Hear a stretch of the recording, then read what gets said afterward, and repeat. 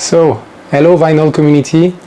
I'll start with a little announcement. I've decided to move all my English content to this subsidiary channel of mine, Vibrasonic Studio.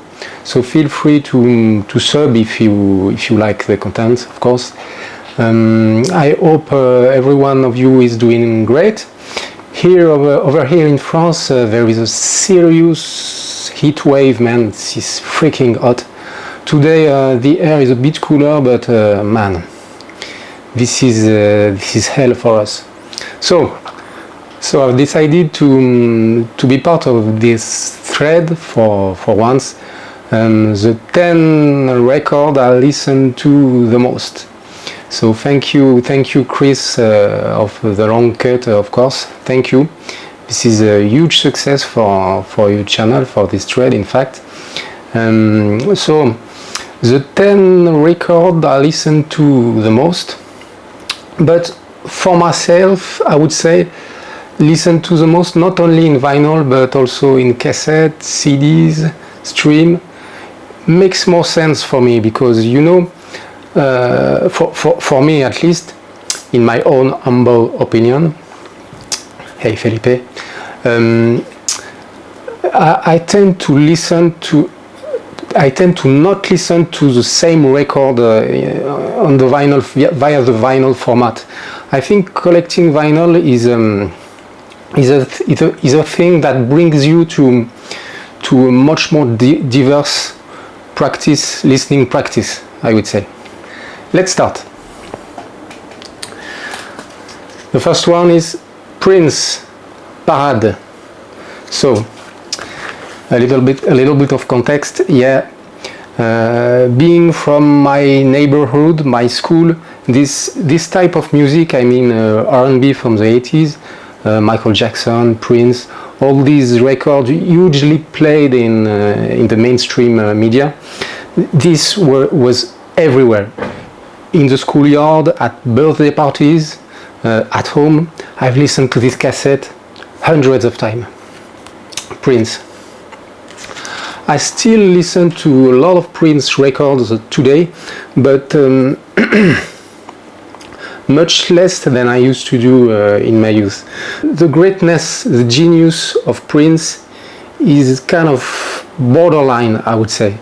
You know the thing when you produce some great work of art, I think the next step could be cheesiness. You know, the border between greatness and cheesiness is sometimes very thin, and Prince is often a borderline artist in that aspect, I think. But though I still listen to a lot of this record. I mean,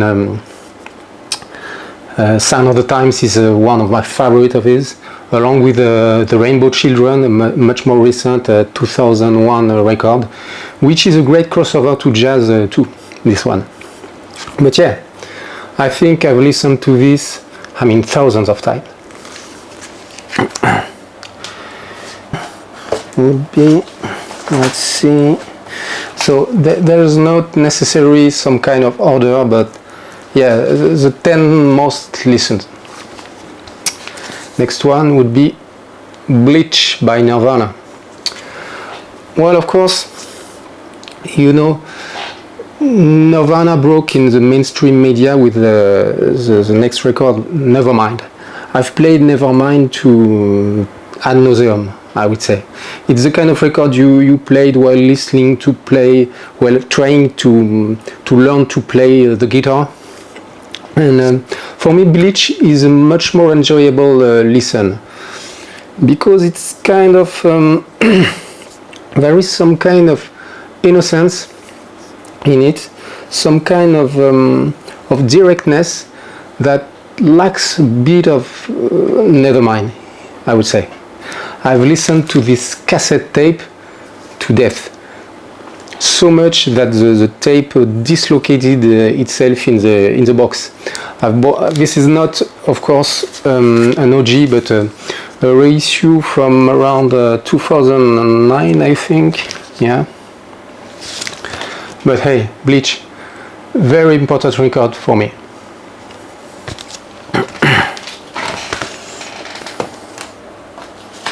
Next one is Goo by Sonic Youth. Well, I first record this album through the radio, from a radio play. In fact, in France, in the early 90s, we had a lot of really interesting radio show focused on indie, alternative music. I didn't get quite immediately this kind of music. I mean, you come from a hip-hop, R&B background from the 80s, early 90s, and you're quite tricked by this thing. At first listen to this, I remember I told myself, man, what is this shit? You know, it's really a record that required some putting things into perspective. And I went deeply into the no wave movement. There was a lot of magazines focused on this art movement, the no wave movement in the 80s, where Sonic Youth began in New York. Kind of learned to understand this music on the long run. And you know, of course, I can't afford an OG of this, but this is a nice reissue from 2010, I think. In fact, all the Sonic Youth reissues are very well done. Sometimes better sounding than the OGs. I haven't heard all of the OGs though, but you know, this sound pretty good. So next would be Rid of Me by P.G. Harvey, the great P.G. Harvey. I mean, I've listened to this ad nauseum, essentially on CD, but man, this is an audiophile record. I mean, there is so much headroom in this record. Fantastic dynamics. No, the chorus is not too high and the gate too slow. This is exactly how it should sound. I mean, the chorus is like she's taking you by the throat. It's awesome. For me, one of the best rock and roll records of all times.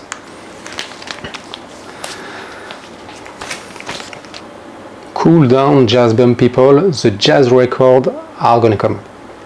But for now, next is So Tonight I Might See by Maisie Starr. Well, you know, this record. Same, I listened to a lot of this cassette, and you know, it's kind of special for me. Well, you're a teenager, you're with your dear one, and you listen to your Walkman, one earbud each other. Yeah. Well, I would say listening to this today, it's a bit cheesy at times. I mean, Fade Into You. Well,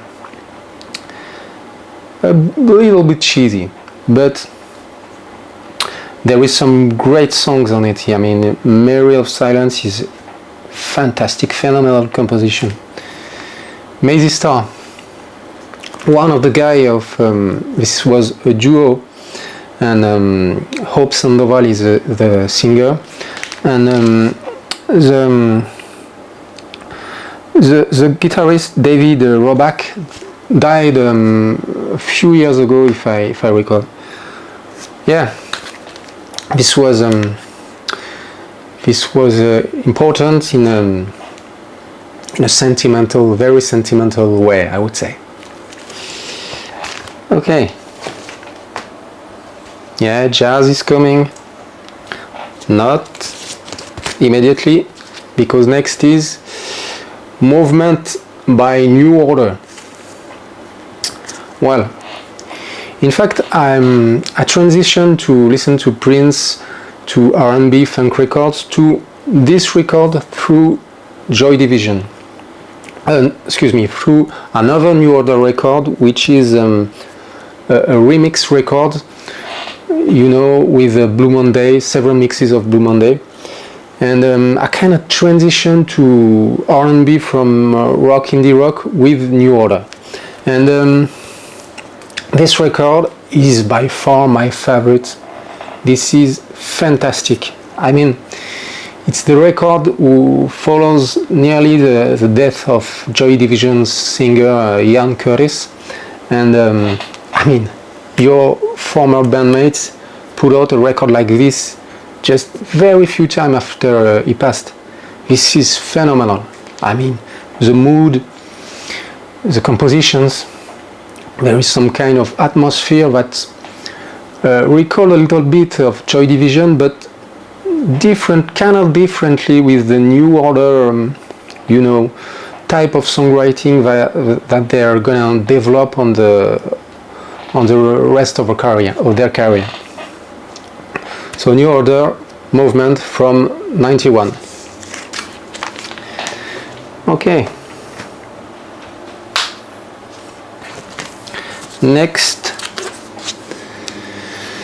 White Stripes, Elephant. Well, no need to introduce this. You all know this. This is a record where there is this stadium kind of anthem, Seven Nation Army. Not my favorite song by Jack White, but you know, some great record, very solid album. I like Ball and Biscuit a lot. Fantastic live banger. This one, Ball and Biscuit. I mean, I was never into the rock guitar, the guitar hero thing. I mean, Clapton, Van Halen, and all these people. That's clearly not for me. I think Jack White's kind of modernized this guitar thing. You know, he has quite a unique type of playing for quite mainstream artist. You know, mainstream rock guitarist. And yeah, this is not fundamentally groundbreaking. This is right for all Jack White's music even now, but this is some kind of testimony music, you know, lots of mishmash of different things, bluegrass, punk rock, and sometimes he's a little bit too much in the mimicking of these things from the past, you know. But I think he's a total artist kind of person. I mean, this is right for everything which where he's into. I mean, for record pressing, for even from her whole story. I think he's a very interesting artist, and of course this record is, I think, is the most successful to date. I've listened to this a lot in the noughties. Okay, so jazz people, here we are. The first jazz record I was really into is Walking with the Miles Davis Quintet.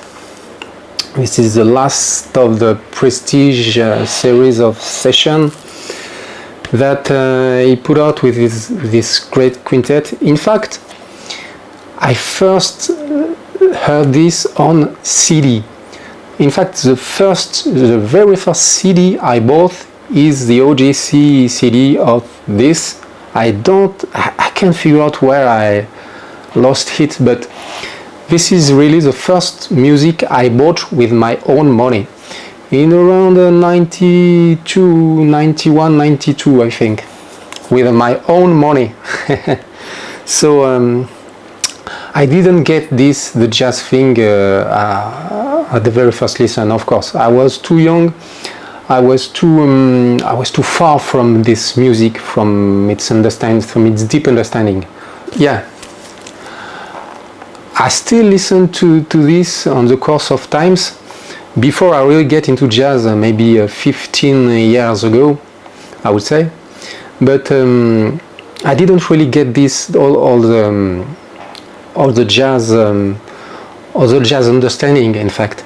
But I remember I was hooked by the brush thing by Philly Joe Jones. You know, the brush playing.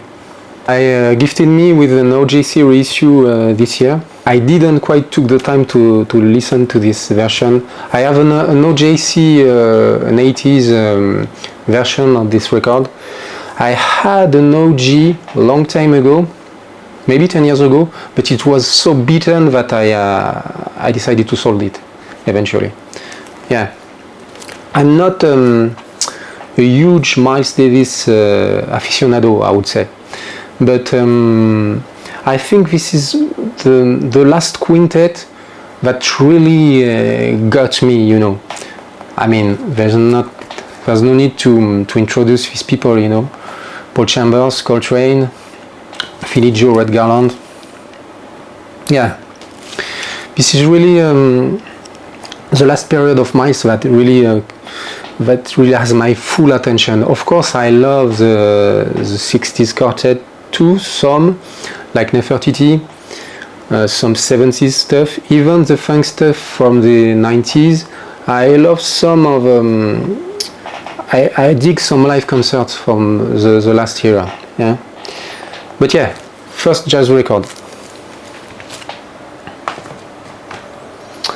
So serious things begins, huh?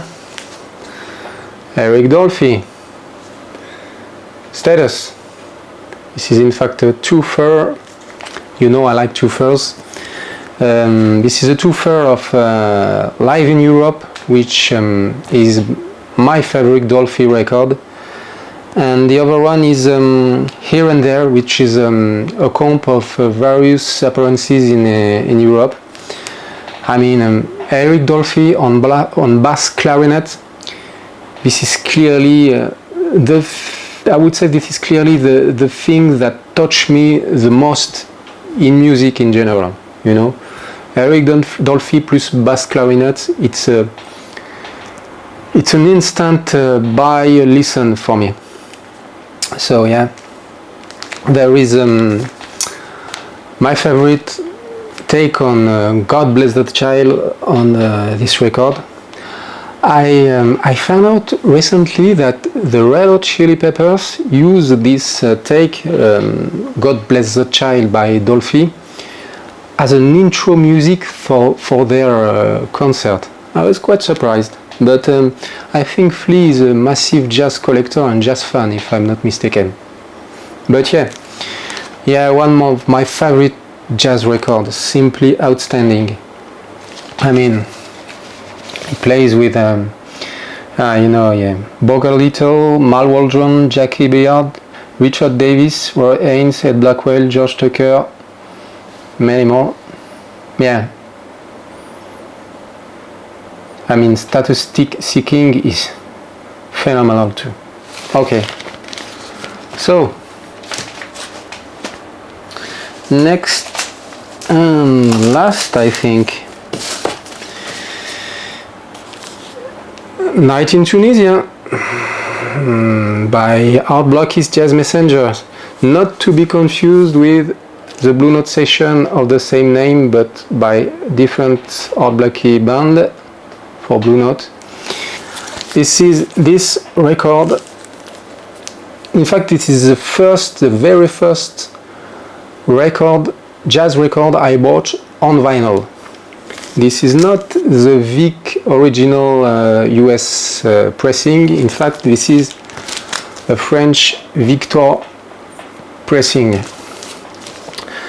I mean, this is one of these records that really hooked me on jazz. I mean, the song Night in Tunisia, I mean, everyone knows it, the Dizzy Gillespie composition.